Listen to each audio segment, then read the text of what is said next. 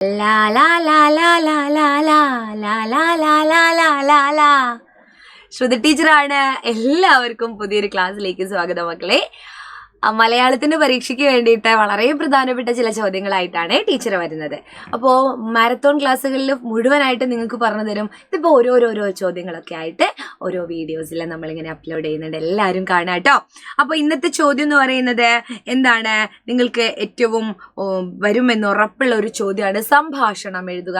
സാധാരണ സംഭാഷണം എഴുതുക എങ്ങനെയാണ്? നിങ്ങൾക്കൊരു സിറ്റുവേഷൻ തരും, അല്ലെങ്കിൽ രണ്ട് ചിത്രമൊക്കെ തന്നിട്ട് അത് ആ രണ്ടു പേര് പറയുന്നത് സംഭാഷണമാക്കിയിട്ട് എഴുതാൻ. ഇപ്പൊ രണ്ടിലധികം പേര് പറഞ്ഞാലും സംഭാഷണമാണ്.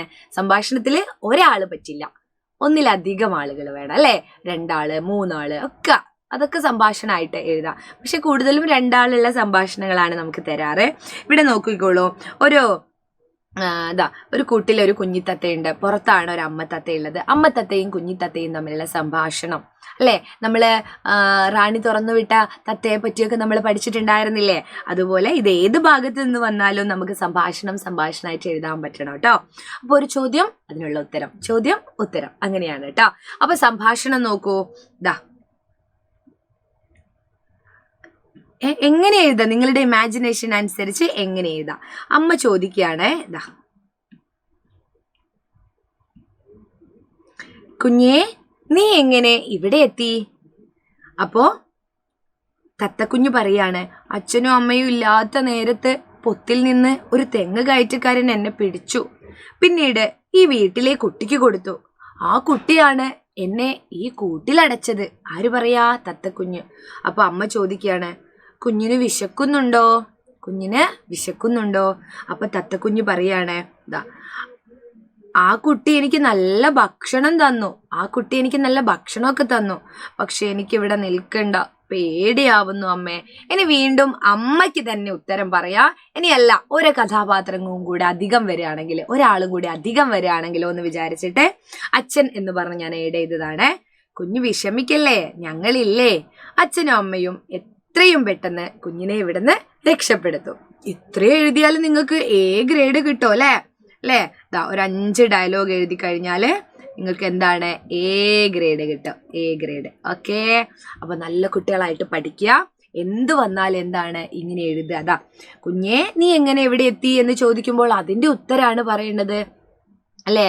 തെങ്ങിൻ പൊത്തിൽ നിന്ന് തെങ്ങേറ്റക്കാരൻ പിടിച്ചുകൊണ്ട് വന്നതാ അമ്മേ എന്ന് വേണമെങ്കിൽ പറയാം. അപ്പോ അമ്മയ്ക്ക് ആദ്യം ഓർമ്മ വരെ കുഞ്ഞിന് വിശക്കുന്നുണ്ടോന്നാ. അപ്പൊ ചോദിക്കുക, കുഞ്ഞിന് വിശക്കുന്നുണ്ടോ?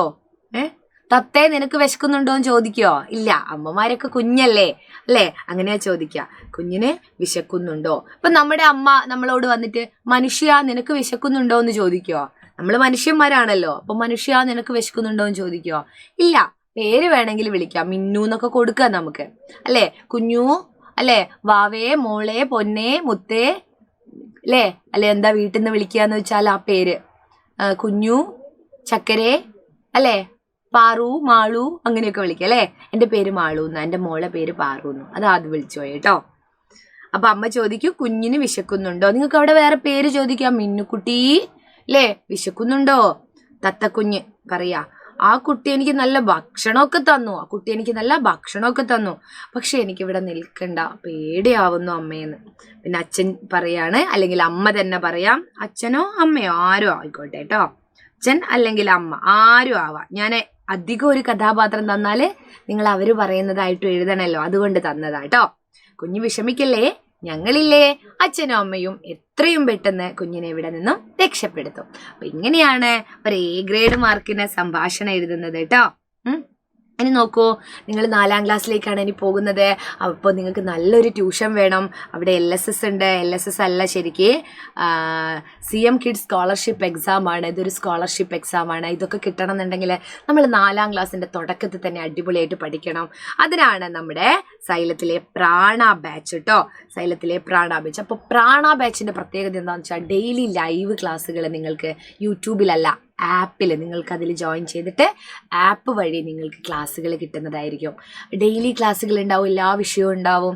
പിന്നെ നിങ്ങൾക്ക് പഠിക്കാനുള്ള ഓരോ പാഠങ്ങളും കഴിഞ്ഞ് കഴിഞ്ഞാൽ യൂണിറ്റ് ടെസ്റ്റ് പേപ്പറൊക്കെ നടത്തും. അതിൻ്റെ ആൻസർ കീ ഡിസ്കഷൻ, ഇതൊക്കെയുള്ള ഒരു അടിപൊളി ബാച്ചാണ്. അപ്പം നിങ്ങൾ 4ാം ക്ലാസ്സിൽ നിന്ന് മിടുക്കന്മാരായിട്ടും മിടുക്കികളായിട്ടും പഠിക്കും അല്ലേ.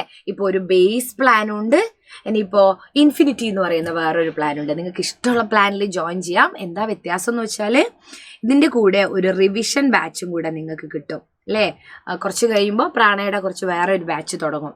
ആ സമയത്ത് നിങ്ങൾക്ക് ആദ്യമുള്ള ക്ലാസ് ഒന്നും മിസ്സായി കാണാൻ പറ്റിയില്ല എങ്കിൽ നിങ്ങൾക്ക് ഇതിൽ കണ്ടു തുടങ്ങാം. അപ്പോൾ റിവിഷൻ ബാച്ചിൻ്റെ ആക്സസ് ഒക്കെ കിട്ടുന്ന ഒരു ബാച്ചാണ് ഇൻഫിനിറ്റി എന്ന് പറയുന്നത്. അപ്പോൾ എല്ലാവരും താഴെ കാണുന്ന നമ്പറിൽ വിളിക്കുക. 9954000800 എന്ന് പറയുന്ന നമ്പറാണ് കേട്ടോ.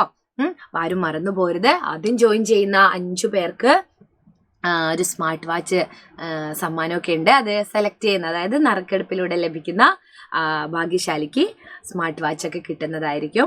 ഇപ്പോൾ എജു ഫെസ്റ്റ് ഓഫറിൻ്റെ ഭാഗമായിട്ട് 10% ഓഫറാണ് കേട്ടോ. അപ്പോൾ എല്ലാവരും എന്ത് ചെയ്യുക, പെട്ടെന്ന് തന്നെ ജോയിൻ ചെയ്യുക. മറക്കാതെ നമ്മുടെ മാരത്തോൺ ക്ലാസ്സുകളൊക്കെ കാണുക കേട്ടോ. ബൈ. ശ്രുതി ടീച്ചർ പിന്നെ വരാം, കാണാം.